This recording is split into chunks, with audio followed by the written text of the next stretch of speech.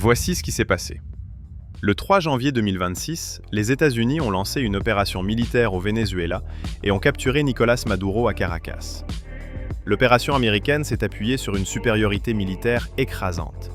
Plus de 150 aéronefs ont été mobilisés pour sécuriser l'espace aérien et permettre une intervention rapide. La capture a été menée par des forces spéciales américaines, en effectifs limités, soutenues par une logistique régionale importante. Maduro a ensuite été exfiltré et transféré aux États-Unis. Depuis plus de 15 ans, le Venezuela était plongé dans une crise profonde. Économiquement, le pays s'est effondré. Hyperinflation, pénurie alimentaire, manque de médicaments, effondrement des services publics, pauvreté massive. Politiquement, le régime de Nicolás Maduro s'est durci. Élections contestées, opposition réprimée, institutions affaiblies, sanctions internationales. Lors de nombreuses manifestations, les forces de sécurité placées sous son autorité ont utilisé des véhicules blindés contre des civils. Des blindés ont été déployés pour disperser les foules, avancer dans les zones de protestation et écraser physiquement les manifestants. Ces interventions ont causé des morts et de nombreux blessés et ont été documentées et dénoncées par des organisations internationales de défense des droits humains.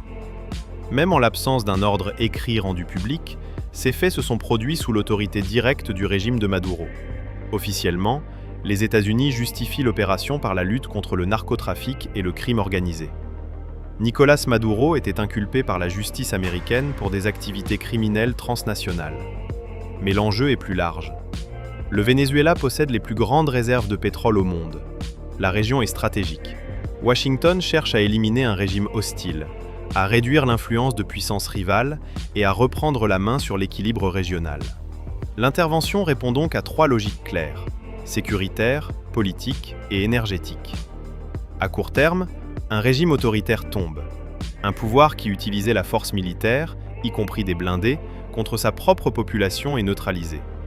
À moyen terme, cela ouvre la possibilité d'une transition politique, d'une aide internationale et d'une reconstruction progressive.